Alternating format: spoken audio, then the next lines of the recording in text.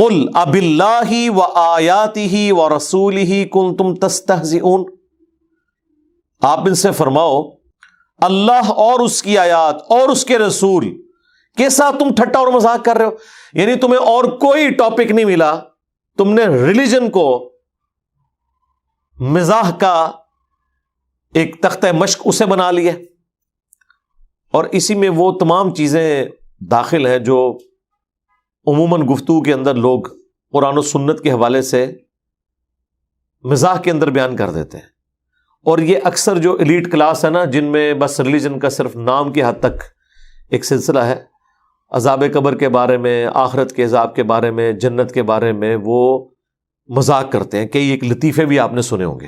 اب وہ ایسی چیزیں نہیں ہے کہ میں انہیں یہاں بیان کر کے تو آپ کو ایجوکیٹ کروں کہ اس قسم کے لطیفے سنائے جاتے ہیں، آپ نے اکثر سنے ہوں گے اپنی زندگی میں، جنت کے بارے میں کوئی لطیفہ، جہنم کے بارے میں کوئی لطیفہ، کوئی توہین آمیز کلمات جو صراحتاً قرآن و سنت کی تعلیمات کے خلاف ہو یا بغاوت کے اوپر مبنی ہو۔ اب کئی لوگ مزاح کے طور پہ کہتے ہیں کہ جی جو لوگ جنہیں ہم نے آئیڈیل بنایا ہوا ہے فلمی سٹارز، اگر وہ جہنم میں ہوں گے تو ہم نے جنت میں جا کے کیا کرنا ہے، اس قسم کے لطیفے بھی بنے ہوئے ہیں۔ اب یہ وہ ساری چیزیں جو اللہ اور اس کے رسول کی تعلیمات کا مذاق اڑانا ہے۔ عذاب قبر نہیں ہو سکتا، ہم سپرے کروا لیں گے وہاں پہ، ہم فلاں کر لیں گے، یہ وہ باتیں کئی ایک تو میں نے خود سنی ہے اور وہ اپنی جہالت کی وجہ سے کر دیتے ہیں، لیکن اس کی وجہ سے انسان دار اسلام سے خارج ہو جاتا ہے۔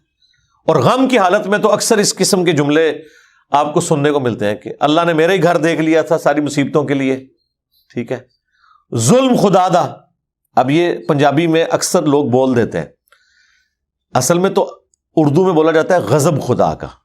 یہ جملہ تو بالکل درست ہے کیونکہ اللہ تعالیٰ غضب فرمانے والا ہے، اسی لیے تو ہم دعا کرتے ہیں نا کہ غیر المغضوب علیہم ولا الضالین، اے اللہ ان لوگوں کے راستے سے بچانا جن پر تیرا غضب ہوا اور جو گمراہ ہے۔ تو اللہ تعالیٰ کا غضب تو نازل ہوتا ہے، اللہ تعالیٰ عتاب بھی فرماتا ہے، لیکن اللہ تعالیٰ ظلم نہیں کرتا۔ یہ کلمات کفر ہیں۔ ظلم خدا کا یا ظلم خدا دا یہ بولنا کسی بات کے اوپر، یہ کلمات کفر ہے، کیونکہ ظلم ایک نٹوریس چیز ہے اور اللہ تعالیٰ کی ذات اس طرح کی نٹوریس چیزوں سے پاک ہے، یہ عموماً بول دیا جاتا ہے۔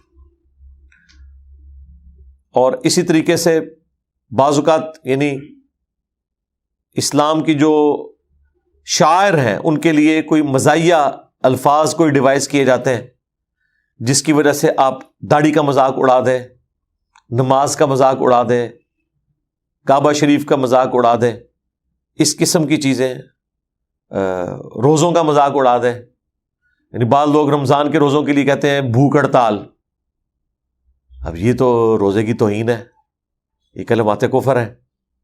اس لیے بولتے ہوئے سوچنا چاہیے کہ ہم کیا کر رہے ہیں۔ تو اس پہ اب اللہ تعالیٰ ارشاد فرما رہا ہے کہ کیا اللہ، اس کی آیات اور اس کا رسول ہی رہ گیا کہ آپ انہیں تختہ مشق بناؤ گے؟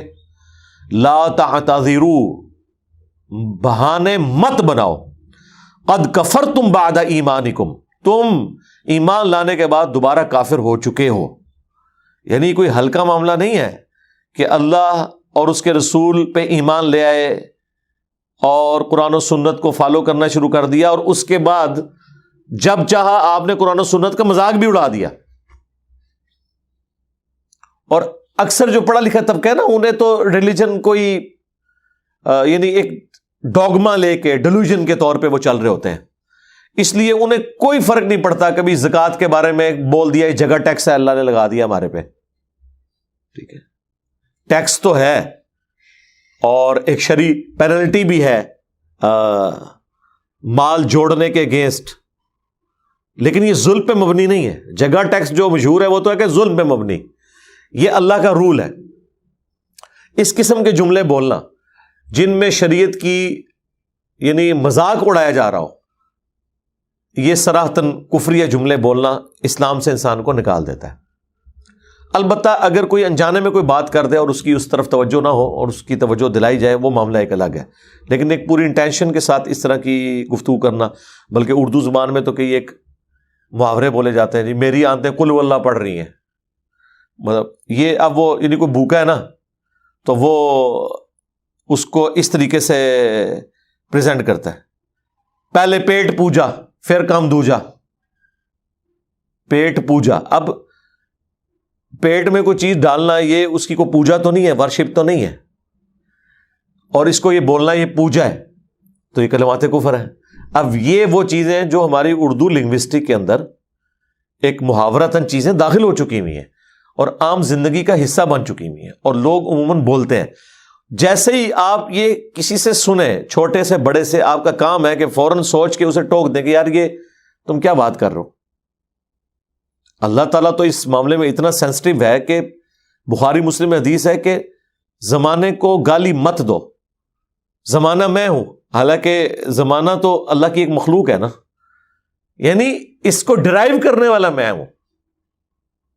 آپ موسم کے اوپر بھی ڈسکشن کر سکتے ہیں کہ آج ٹھنڈ ہے، آج گرمی ہے، یہ آپ کا رائٹ ہے، لیکن جب اس سے آگے بڑھتے ہیں نا، آپ اس پہ کرٹیسزم شروع کر دیتے ہیں، کیا مصیبت کی تو بارش آ گئی، میں تو جانا سی نہیں، یہ اللہ تعالیٰ کے ڈسیزن کی وجہ سے آئی ہے، ٹھیک ہے۔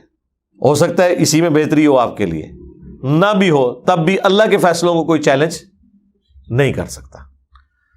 تو کوشش کریں کہ موسم کے اعتبار سے بس اتنا ہی تبصرہ کریں کہ جس میں آپ شریعت کی لمٹ کو کراس نہ کریں۔ بعض کو جینوئن ضرورت پڑ جاتی ہے، جس طرح اب ٹھنڈ ہے، ہم لوگوں کو کہتے ہیں کہ بھائی بڑا خطرناک موسم ہے، آپ نے موٹر بائک پہ بیٹھنا ہے، ماسک یوز کریں، ہیلمٹ یوز کریں، کھانسی لگ سکتی ہے، اور آپ جوشاندہ استعمال کریں، شہد پئیں، یہ تو ٹھیک ہے، آپ کے سارے پریکاشنز ہیں اس حوالے سے۔ لیکن ہم اگر اس موسم کا گیلا کرنا شروع کر دیں گے کہ یہ کیوں آ گیا، تو یہ اب اللہ تعالیٰ کی قدرت کو، اس کے فیصلوں کو چیلنج کرنے کے مترادف ہے۔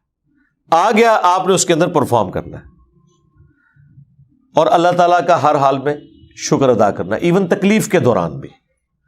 تکلیف تو انسان کو ہوتی ہے، ظاہر ہے، بخاری میں حدیث ہے، نبی علیہ السلام کا بیٹا جب فوت ہوا ابراہیم، تو آپ علیہ السلام کی آنکھوں سے آنسو روا تھے، صحابہ نے کہا یا رسول اللہ، تو آپ نے فرمایا یہ شفقت اور رحمت ہے، ٹھیک ہے۔ اور پھر نبی علیہ السلام نے کہا کہ دل غمگین ہے، آنکھیں اشک بار ہے، لیکن ہم یہی کہیں گے جو اللہ کی مرضی، انا للہ و انا الیہ راجعون۔ لیکن وہ تکلیف کو ایکسپریس کرنے کا ذریعہ اللہ نے اپنی جگہ بنایا ہوا ہے، لیکن آپ نے ان چیزوں کو ٹھٹا اور مذاق نہیں بنانا، دین کو نہیں بنانا۔ اور بڑے ٹاپکس ہیں آپ کر سکتے ہیں، لیکن دین اور اس سے متعلقہ چیزوں کے بارے میں نہیں کرنا، اور نہ اپنے سامنے ہونے دینا ہے۔ اور اگر کمزور ہیں تو آپ کے سامنے ہو رہا ہے، آپ نے وہاں سے اٹھ جانا ہے کہ بھئی میں اس مجلس کا حصہ نہیں بنوں گا جس میں اس طریقے سے ڈسکشن ہو رہی ہے، جس میں قرآن و سنت کا مذاق اڑایا جا رہا ہے۔ اب یہ دیکھیں پنجابی زبان میں ایک محاورتاً جو جملہ بولا جاتا ہے، یہ کلمات کفر ہے۔ اے جہاں مٹھا اگلا کس نے ڈٹھا، یہ آخرت کا انکار ہے اس میں، دبے الفاظ میں، یعنی یہ اس جہان کی جو نعمتیں ہیں وہ میٹھی ہیں، اور آخرت کس نے دیکھی ہے، یعنی مراد یہ کہ پتہ نہیں ہونی ہے نہیں ہونی، جنت ہے یا نہیں، جہنم ہے یا نہیں۔ اب اس طرح کی گفتگو کرنا جس میں آپ آخرت کے وعدوں کے اعتبار سے شک کے اندر مبتلا ہوگے، یہ کلمات کفر ہیں۔ اسی طریقے سے کئی ایک گانے ایسے عشق مجازی کے اندر بنائے جاتے ہیں جس میں آپ جو پروٹوکول خدا کا تھا، گاڈ کا تھا، الہ کا تھا، وہ آپ اپنے محبوب کو دینا شروع کر دیتے ہیں۔ میں تیرے سامنے ہوتا تو سجدہ کر دیتا تجھے، اس قسم کے۔ مجھے تو چونکہ گانے آتے نہیں، آپ میں سے کئی لوگوں کو شاید کچھ شعر یاد بھی ہوں، وہ آپ کبھی غور کریں گے نا تو وہ آپ کو خود اندازہ ہوگا کہ یار یہ تو بڑا عجیب سا جملہ، یہ تو بیچ میں اللہ تعالیٰ کی ذات کو آپ نے تختہ مشق بنا دی ہے اس حوالے سے گفتگو کرتے ہوئے۔ کئی ایک کفریہ گانے ہیں جو مطلب انڈین فلموں کے اندر ہوتے ہیں، اور ہمارے لوگ بھی گنگنا رہے ہوتے ہیں، ٹھیک ہے نا جی۔ اور یعنی وہ محبوب کی عبادت کا ذکر اس میں کر رہے ہوتے ہیں، اس کو سجدہ کرنے کا ذکر کر رہے ہوتے ہیں، ٹھیک ہے جی۔ اور نماز عشق کی بات کر رہے ہوتے ہیں، اور نماز عشق بھی اللہ دی نہیں پڑھ رہے ہوتے ہیں، اپنے محبوب کی پڑھ رہے ہوتے ہیں، اور کہتے ہیں نہیں جی یہ بھی ادھر ہی لے جاتا ہے، ادھر نہیں لے کے جاتا بھائی۔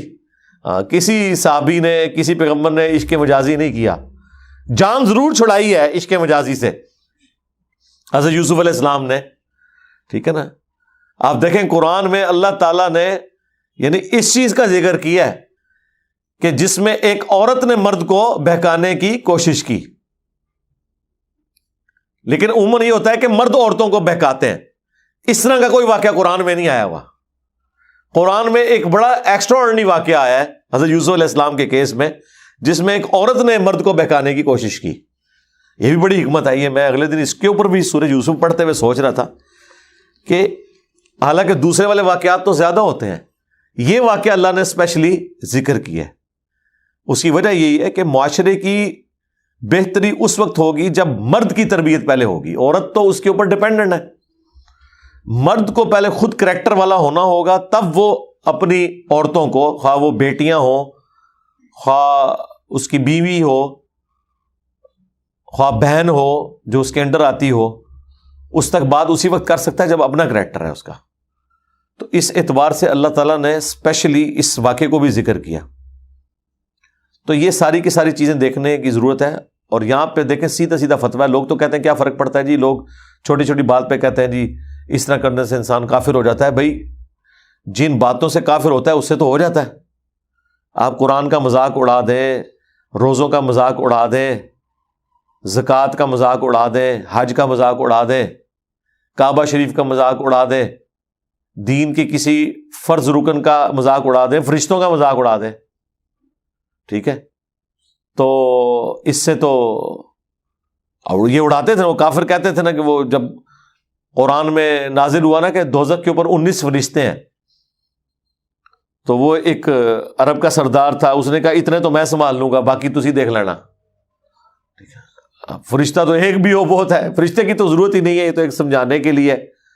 اللہ تعالیٰ کا جب امر کسی کے اوپر جاری ہو جائے تو نہ اس کا ہاتھ اٹھ سکتا ہے، نہ وہ چل سکتا ہے، نہ وہ دیکھ سکتا ہے. یہ تو اللہ کی قدرت ہے کہ کسی کو طاقت دی ہوئی ہے اور برداشت کیا ہوا ہے اپنی نافرمانیوں کے باوجود. تو یہاں پہ واضح فتویٰ آیا کہ مت بہانے بناؤ، قد کفرتم بعد ایمانکم، بے شک تم کافر ہو چکے ہو ایمان لانے کے بعد. ان نعفو عن طائفۃ منکم، اگر ہم تم میں سے کسی ایک گروہ کو معاف بھی کر دیں جس کے اندر کوئی حق قبول کرنے کی کوئی رتی ابھی موجود ہے، یا وہ اپنے ان جرائم کے اوپر شرمندہ ہے اور اس کی معافی ہو بھی جائے، نعذب طائفۃ بانہم کانوا مجرمین، تو ایک گروہ تو ایسا ہے جسے ہم عذاب دیں گے اس لیے کہ وہ اصلی مجرم ہے. اور اس سے مراد ان کے بڑے ہوتے ہیں جو پیشوا ہوتے ہیں، جنہیں سب کچھ پتا ہوتا ہے اس کے باوجود اس طرح کی غلط حرکتیں کر رہے ہوتے ہیں. جو فالوورز ہیں اگر وہ توبہ کر لیتے ہیں ان کے چانس ہے کہ اللہ تعالیٰ ان کو معاف کر دے، ان کے معاملات آگے کے سدھار دے. لیکن جو کفر کے پیشوا ہوتے ہیں نا، ان کو معافی کی بھی توفیق نہیں ملتی. اکثر آپ دیکھیں گے بعض فالوورز جو اپنے بڑوں کے پیچھے مارنے مرنے کے اوپر اتر آتے ہیں، ایک وقت آتا ہے انہیں ہدایت مل جاتی ہے. اب ہونا تو یہ چاہیے کہ اگر ایک بڑے لیڈر کے فالوور کو ہدایت مل گئی ہے تو لیڈر کو تو پہلے ملے، وہ تو اس کا بڑا ہے، اس سے زیادہ سمجھدار ہے. اگر ایک چھوٹے کو بات سمجھ آ گئی ہے تو اسے کیوں نہیں آ رہی؟ سوچنے والی بات ہے نا. وہ اس لیے نہیں آتی کہ وہ یہ دوسری کیٹیگری میں فال کرتے ہیں کہ یہ اصل مجرم ہے. جب اصل مجرم ہے، اور وہ اصل مجرم اس لیے ہے کہ جو فالوور ہے نا وہ بیچارہ انجانے میں دھوکے کی وجہ سے غلطی پہ چل رہا ہے. لیکن بڑے کو تو سب کچھ پتا ہے کہ کیا کچھ لکھا ہے قرآن و سنت میں، اس کے باوجود وہ اس کو مولڈ کر کے اپنے اعتبار سے بیان کر کے پیش کرتا ہے، اور کتنی اسے تکلیف اٹھانی پڑتی ہے آپ سوچ نہیں سکتے. مشکات کی شرح لکھی مفتی احمد یار خان نعیمی صاحب نے، اور جب قبروں سے متعلق احادیث آئیں کہ قبروں پہ عمارتیں نہیں بنانی، قبروں کو پکا نہیں کرنا، یہ ساری چیزیں، تو اس سے پہلے انہوں نے کئی صفحے کالے کیے صرف اس بات کے لیے کہ کوئی یہ احادیث پڑھ کے ہمارے مزارات کے خلاف نہ ہو جائے. اور وہ جو باتیں کی اس میں انہوں نے پہلے ہی ایسے دھوکوں میں مبتلا کر دیا کہ یہ تو کافروں کی قبروں کا ذکر ہو رہا ہے، یہ مزارات اس میں نہیں آتے، یہ نہیں ہوتے، وہ نہیں ہوتے، اور اس طرح کر کے اتنا معاملے کو ایمبیگوس کیا تاکہ وہ کوئی حدیث پڑھے بھی. یہ لوگ اکثر کہتے ہیں ایڈ علماء نے نہیں حدیث پڑھی ہوئی، آیت وہ پڑھی ہوئی ہیں، لیکن انہوں نے اس لیے نہیں پڑھی کہ اپنے آپ کو ان کے سامنے پیش کرنا ہے، بلکہ وہ اس لیے پڑھی ہیں کہ ان کا جواب دینے کی کوشش کریں. صحیح بخاری بریلویوں نے چھاپی ہے، شبیر بردرز نے. صفوں کے صفے کالے کر دیے پہلی جلد کے اندر سٹارٹ میں، جس میں انہوں نے فقہ حنفی کے فضائل اور پوری دنیا میں ہم ہی ہم ہیں اور یہ کر کے، تاکہ اگر بخاری شریف کوئی کھولے اور اسے پتا چلے کہ یار اے مسئلہ بھی فراڈ، اے بھی فراڈ، اے بھی فراڈ، اے بھی فراڈ، تو یعنی وہ شروع کے صفحے لکھ کے خود اعلان کر رہے ہیں کہ آگے جو اوریجنل دین شروع ہونے والا ہے نا، یہ جو ہم مقدمہ اس لیے لکھ رہے ہیں کہ وہ ہم بالکل اس سے الٹ چل رہے ہیں۔ ویسے تو کتابوں کے مقدمے جب لکھے جاتے ہیں نا تو ان میں یہ لکھا جاتا ہے کہ اب جو میں کتاب لکھنے جا رہا ہوں اس میں یہ چیزیں آئیں گی، آپ نے دیکھنا ہے کہ آپ کہیں غلط تو نہیں کر رہے، اپنے آپ کو اس کتاب کے مطابق درست کر لینا ہے۔ لیکن یہ کون سی کتابیں ہیں جن کے مقدمے یہ لکھتے ہیں؟ یہ بتانے کے لیے جو آ رہا ہے اس کو آپ نے نہیں ماننا۔ ایاک نعبد و ایاک نستعین کا مقدمہ یہ لکھا ہوگا کہ اللہ سے بھی مانگنا ہے، دوسروں سے بھی مانگنا ہے، کیونکہ بات نہیں ماننی۔ تو یہ ہے اصل مجرم۔ اللہ تعالیٰ فرماتا ہے کہ ان کے لیے تو عذاب پکا۔